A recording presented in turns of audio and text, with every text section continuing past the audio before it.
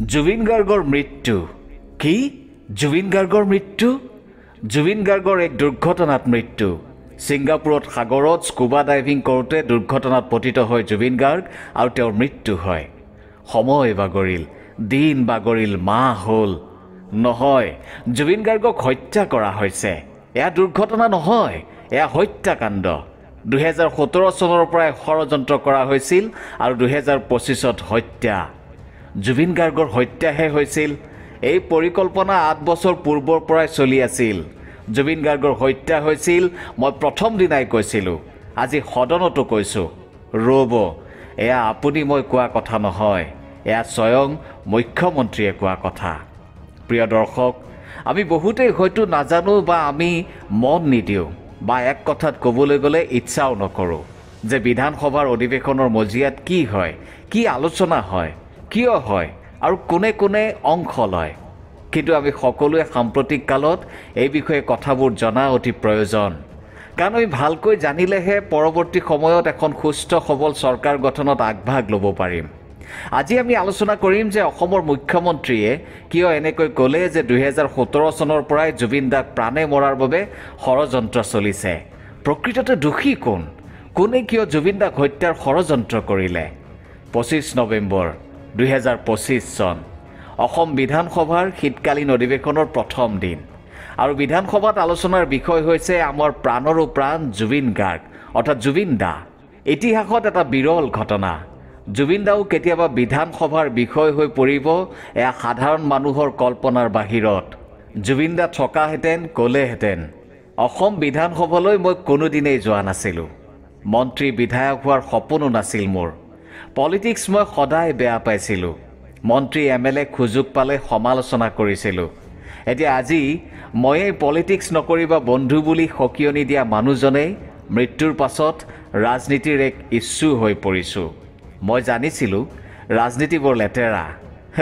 নকৰোঁ বুলি শাসক বিৰোধী সকলোৱে মোক লৈ ৰাজনীতি কৰাত লাগি গৈছে, পৰোক্ষ প্ৰত্যক্ষভাৱে। মোক লৈ টনা আজোৰা, প্ৰসংগ জুবিনৰ মৃত্যু, প্ৰসংগ জুবিনৰ ন্যায়। সুবিধা বুজি দুই এটা শ্ৰদ্ধাঞ্জলি অনুষ্ঠান পাতি ৰাজনীতিৰ মেৰ পাকেৰে জুবিন দাক বান্ধি পেলোৱা হৈছে। 2025 চনৰ 25 নৱেম্বৰ তাৰিখে বিধানসভাৰ অধিৱেশনত আলোচনা কৰা হ'ল জুবিন গাৰ্গৰ মৃত্যুৰ প্ৰসংগ। বিৰোধী পক্ষই এক সভা স্থগিত প্ৰস্তাৱ উত্থাপন কৰিছিল। এইখিনিতে আমি সাধাৰণ মানুহে জানিবলগীয়া যে সাধাৰণতে বিৰোধীয়ে অনা সভা স্থগিতৰ প্ৰস্তাৱ আনবোৰ বিষয়ত শাসকীয় পক্ষই বিৰোধিতা কৰে। কিন্তু এইবাৰ এই ঘটনাৰ পৰম্পৰা ৰক্ষা নহ'ল। অৰ্থাৎ জুবিন দাক লৈ বিৰোধীয়ে সদনত উত্থাপন কৰা এই প্ৰস্তাৱ কিন্তু চৰকাৰে বিৰোধিতা নকৰিলে। সদনৰ আন কাৰ্যসূচীবোৰ স্থগিত ৰাখি বিৰোধীৰ প্ৰস্তাৱ মানি চৰকাৰেও এই বিষয়টোক লৈ আলোচনা কৰিবলৈ সহমত পোষণ কৰিলে। বিৰোধী দলপতি অৰ্থাৎ কংগ্ৰেছ দলৰ দলপতি দেৱব্ৰত শইকীয়াই আলোচনা আৰম্ভ কৰাৰ কথা আছিল। কিন্তু তাৰ আগতেই শাসকীয় পক্ষৰ হৈ মুখ্যমন্ত্ৰীয়ে সদনক জনাই দিলে যে এই আলোচনাত বিৰোধীয়ে অংশ লওক। শাসকীয় কোনো মন্ত্ৰী বিধায়কে সদনত বক্তব্য নাৰাখে, কিন্তু বিৰোধীৰ প্ৰতিটো প্ৰশ্নৰ উত্তৰ শাসকীয় দলৰ হৈ শেষত মুখ্যমন্ত্ৰীয়ে নিজেই দিব। এতিয়া শুনক বিৰোধীয়ে অধিৱেশনত কি প্ৰশ্ন কৰিছিল আৰু তাৰ উত্তৰত মুখ্যমন্ত্ৰীয়ে কি উত্তৰ দিছিল। বিৰোধীয়ে কেইবাটাও গুৰুত্বপূৰ্ণ প্ৰশ্ন কৰিছিল। তেওঁলোকৰ প্ৰথম প্ৰশ্নটো আছিল যে নৰ্থ ইষ্ট ফেষ্টিভেলত অংশগ্ৰহণ কৰিবৰ বাবে ছিংগাপুৰলৈ জুবিন গাৰ্গ নিজেই গৈছিল নে যাবলৈ তেওঁক বাধ্য কৰা হৈছিল। তাৰ উত্তৰ অসমৰ ৰাইজে এতিয়ালৈকে পোৱা নাই। জুবিন গাৰ্গক উপযুক্ত সুৰক্ষা প্ৰদানত চৰকাৰে হেমাহি কৰিছিল নেকি? এই ক্ষেত্ৰত ভাৰত চৰকাৰৰ বৈদেশিক মন্ত্ৰণালয়ৰ ভূমিকা কি আছিল? বিৰোধীৰ দলপতিয়ে কোনোবা বিশেষ ব্যক্তিৰ দ্বাৰা প্ৰভাৱিত হৈ নৰ্থ ইষ্ট ফেষ্টিভেলৰ পৃষ্ঠপোষকতা কৰা বিষয়টো তেওঁ আঙুলিয়াই দিছিল। যদি এয়া বাণিজ্যমূলক অনুষ্ঠানেই আছিল তেন্তে CII, PHDCIL, FINERৰ দৰে অনুষ্ঠানসমূহৰ পৰামৰ্শৰ অবিহনে এনে ফেষ্টিভেল আয়োজন কৰাৰ আঁৰৰ উদ্দেশ্য কি? তাৰ উত্তৰো ৰাইজে বিচাৰে। চৰকাৰৰ পৰা বিৰোধীয়ে জানিব বিচাৰিছিল যে জুবিনৰ মৃত্যুৰ তদন্ত কৰা SITয়ে কিছুমান নিৰ্দিষ্ট লোকক সোধপোছ কৰিছে যদিও আন তেনে কিছু লোক আছে যাক ইচ্ছাকৃতভাৱে তদন্তৰ আওতালৈ অনা হোৱা নাই। এই আলোচনাত অংশ লৈ বিধায়ক মনোৰঞ্জন তালুকদাৰেও চৰকাৰক প্ৰশ্ন কৰিছিল যে জুবিন গাৰ্গ কি কেৱল হিন্দুৰেই নেকি? হিন্দু সজাবলৈ অহৰহ চেষ্টা কৰি থকা প্ৰসংগ উত্থাপন কৰিছিল বিধায়ক মনোৰঞ্জন তালুকদাৰে। চেঙাৰ বিধায়ক আশ্ৰাফুল হুছেইনে প্ৰশ্ন কৰিছিল যে জুবিনৰ সমাধিক্ষেত্ৰৰ সন্দৰ্ভত প্ৰয়োজনীয় মাটি দিয়াত চৰকাৰে কিয় কৃপণালী কৰিছে। একেদৰে সৰব হৈছিল অখিল গগৈ। তেওঁ কৈছিল যে জুবিনৰ মৃত্যুৰ তদন্তত আইনগত বহু আখোৱা আছে। বিধায়ক মনোৰঞ্জন তালুকদাৰে কৌশলেৰে জুবিন গাৰ্গৰ এটা গীতৰ আঁত ধৰি বাহিৰৰ বণিকক খিলঞ্জীয়াৰ মাটি সম্পদ কেনেদৰে দখল কৰিবলৈ এৰি দিছে এই কথালৈ চৰকাৰক সমালোচনা কৰিছিল। কিন্তু বিৰোধীৰ প্ৰশ্নবোৰ যেন শক্তিশালী নাছিল তেনে লাগিছিল। আৰু তাৰ সুযোগ গ্ৰহণ কৰিছিল মুখ্যমন্ত্ৰী ডক্টৰ হিমন্ত বিশ্ব শৰ্মাই। সাম্প্ৰদায়িকতা ভাল নোপোৱা জাত পাতৰ বিৰোধিতা কৰা জুবিন গাৰ্গক কোনোবা সংখ্যালঘুৰ সম্পদ হ'বলৈ এৰি দিব নোৱাৰে বুলি মন্তব্য কৰি আকৌ সেই সাম্প্ৰদায়িক পোচাকযোৰ পিন্ধাই জুবিন নামৰ সত্তাটোক মুখ্যমন্ত্ৰীয়ে নিজৰ ফালে আজৰি আনিছিল বিৰোধীৰ সন্মুখতে। অখিল গগৈয়ে প্ৰশ্ন কৰিছিল যে মুখ্যমন্ত্ৰীয়ে যিহেতু জুবিনৰ মৃত্যুক এক হত্যাকাণ্ড বুলি বাৰে বাৰে কৈ আছে, সেয়েহে তেওঁৰ হাতত কি তথ্য প্ৰমাণ আছে সেয়া সদনত দাখিল কৰিব লাগে।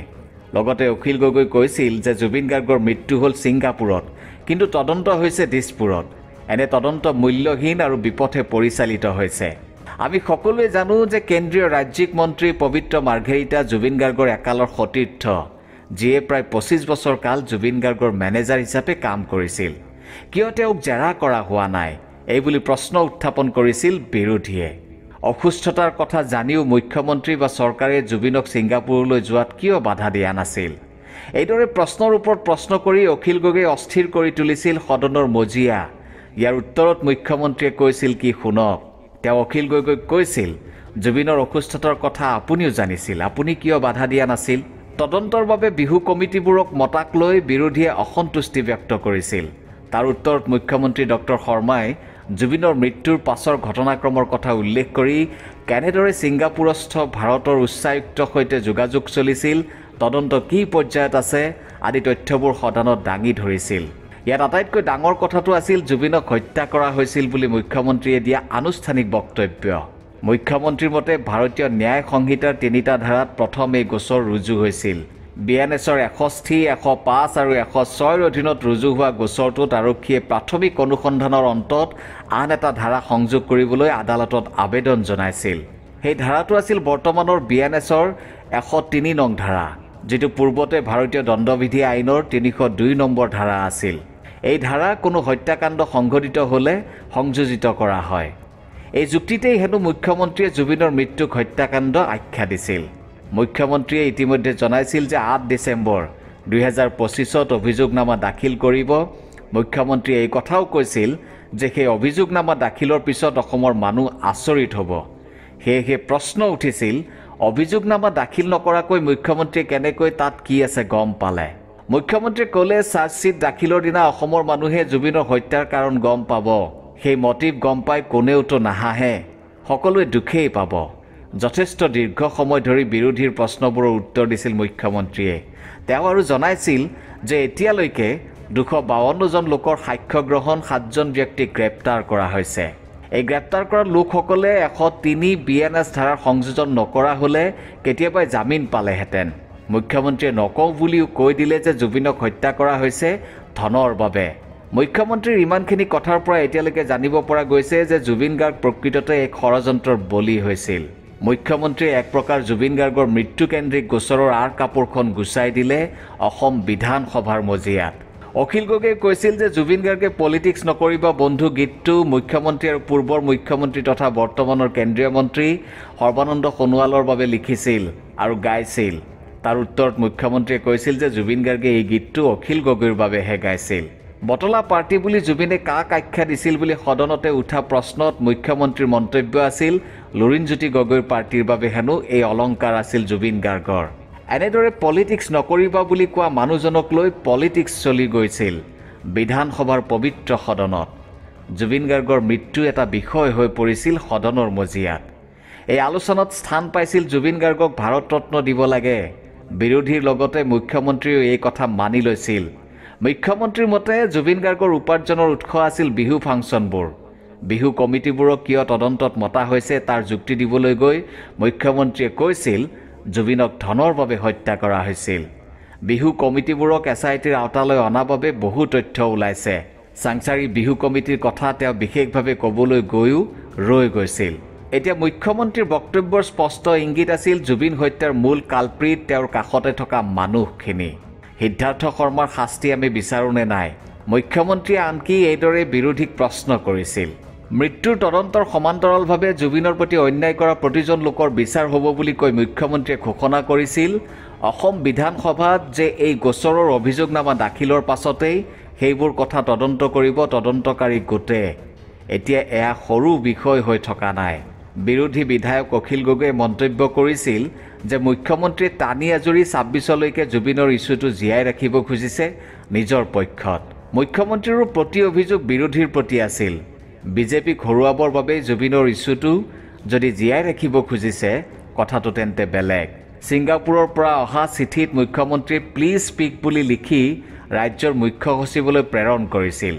সেই চিঠিখনৰ প্ৰসংগই চৰ্চা লাভ কৰিছিল এই কথাও বিৰোধীয়ে মুখ্যমন্ত্ৰীৰ পৰা জানিব বিচাৰিছিল যে তেওঁ কিয় এনেদৰে চিঠিত নোট দি শ্যাম কানুক সহায় কৰিব বিচাৰিছিল মুখ্যমন্ত্ৰীৰ মতে তেওঁ সেই চিঠিত অনুমোদন জনোৱা নাছিল মুখ্য সচিবক হেনো এটকাও নিদিবৰ বাবে পৰৱৰ্তী সময়ত নিৰ্দেশ দিছিল তেওঁ কৈছিল মই চিঠিত প্লিজ স্পীক বুলিহে লিখিছিলোঁ এপ্ৰুভ বুলি লিখা নাছিলোঁ জুবিন ক্ষেত্ৰৰ সমীপত থকা অশোক সিংহালৰ মাটিক লৈ হোৱা বিতৰ্কৰ কথাক লৈ মুখ্যমন্ত্ৰীয়ে কৈছিল যে এয়া বিৰোধীয়ে ৰাজনীতিক খেল খেলিবলৈ এনে কৰিছে মুখ্যমন্ত্ৰীৰ মতে শ্যাম কানুৰ দোষ নাই অশোক সিংহালৰে দোষ নেকি এনেদৰে তৰ্ক বিতৰ্ক শাসক বিৰোধীৰ আলোচনা সমালোচনাত জুবিনময় হৈ পৰিছিল অসম বিধানসভা বিৰোধীয়ে মুখ্যমন্ত্ৰীক শেষত উভতি ধৰি কৈছিল জুবিনে কোনোবা দলক বটলা বুলি কৈছিল কাৰ কথা কৈছিল জুবিনে কোনোবা দলক ভোট নিদিবলৈ আহ্বান জনাইছিল কোন দলৰ প্ৰতি আছিল সেই আহ্বান কা নামানো বুলি জজফিল নে লতাশিলত কৈছিল ফ্ৰী চাউল বেয়া বুলি জুবিনে ক'ব লগাত পৰিছিল এইবোৰ কথাও আমি নাজানো এনেকৈ জুবিন গাৰ্গৰ মৃত্যুৰ প্ৰসংগ এক ৰাজনীতিৰ বিতৰ্ক বিষয় হৈ পৰিছিল সদনত মুখ্যমন্ত্ৰীয়ে কোনো সংখ্যালঘু লোকৰ সম্পত্তি হ'বলৈ নিদিওঁ বুলি কওঁতেই সদনত প্ৰতিবাদ কৰিছিল মুখ্যমন্ত্ৰীৰ বক্তব্যৰ তেতিয়া শাসকীয় দলৰ বিধায়কে চিঞৰিছিল সদনত মিয়া জাগিছে মুখ্যমন্ত্ৰীৰ ঘোষণা ৮ বছৰৰ পৰাই হেনো ষড়যন্ত্ৰ চলি আছিল জুবিন গাৰ্গক লৈ সাধাৰণ ৰাইজ জুবিন গাৰ্গৰ মৃত্যুক লৈ সন্দেহত আছিল যদিও এতিয়া একেবাৰে নিশ্চিত যে এয়া হত্যাকাণ্ড আছিল কিন্তু মনত এতিয়াও যেন বহু প্ৰশ্নই দোলা দি আছে যাৰ আমি কোনো উত্তৰেই পোৱা নাই ছিংগাপুৰত প্ৰকৃততে সেইদিনা কি হৈছিল অসম গৌৰৱ অসমৰ এক অমূল্য সম্পদ জুবিন গাৰ্গৰ ছিংগাপুৰ ভ্ৰমণৰ সময়ত নিৰাপত্তাৰ ক্ষেত্ৰত চৰকাৰে কিয় আগভাগ নললে এনেই বিহু বা অন্য ফাংচনবোৰতো জুবিন গাৰ্গৰ সোঁৱে বাৱে বহু ছিকিউৰিটি পাৰ্চন দেখিবলৈ পোৱা যায় জুবিন গাৰ্গৰ মৃত্যুৰ তদন্ত কৰিবলৈ গঠন কৰা এছআইটিয়ে জুবিন গাৰ্গে বাটে পথে চাহ খোৱা পুৰি ভাজি খোৱা দোকানীবোৰকো সাক্ষা দিবলৈ মাতিছে কিন্তু কিয় ২৫ বছৰে জুবিন গাৰ্গৰ লগত থকা পবিত্ৰ মাৰ্ঘেৰিটাক তদন্তৰ আওতালৈ অনা নাই কিয় শ্যাম কানু মহন্তৰ পত্নীক তদন্তৰ আওতালৈ অনা নাই কিয় নৰ্থ ইষ্ট ফেষ্টিভেলত অংশগ্ৰহণ কৰা মুখ্যমন্ত্ৰীৰ পত্নীক তদন্তৰ আওতালৈ অনা নাই কিয় সোধা পচা কৰা নাই কিয় ছিংগাপুৰত হোৱা ঘটনাৰ তদন্ত দিছপুৰতে কৰি আছে জুবিন ক্ষেত্ৰৰ লগতে লাগি থকা ট্ৰাইবেল বেল্টৰ মাটি কেনেকৈ অশোক সিংহালে নিজৰ নামত কৰিব পাৰিলে এই সকলো প্ৰশ্নৰ ওপৰত আটাইতকৈ ডাঙৰ প্ৰশ্নটো হ'ল যে জুবিন গাৰ্গক হত্যা কৰাসকলে উচিত শাস্তি পাবনে আমাৰ হিয়াৰ আমঠু জুবিন দাই ন্যায় পাবনে নে সকলোবোৰ এদিন পাহৰণিৰ গৰ্ভত সোমাই থাকিব সাধাৰণ ৰাইজতকৈ শাসক বিৰোধী সকলোৰে মুখত ৰাজনীতি নকৰা মানুহজন অৰ্থাৎ জুবিন দাৰ নাম কাৰণ তেওঁলোকে জানে যে জুবিন দাৰ নামত আছে কোটি কোটি জনতাৰ আবেগ জুবিন দাৰ লগত আছে নতুন প্ৰজন্মকে ধৰি লাখ লাখ লোক জুবিন দাৰ নামত আছে ভোট আৰু ২০২৬ত আছে বিধানসভা নিৰ্বাচন এতিয়া ৰাইজে কি চিন্তা কৰি কি কৰে সেয়াও এক চিন্তাৰ বিষয় আপুনি কি ভাবে আপোনাৰ মতামত নিশ্চয় জনাব ধন্যবাদ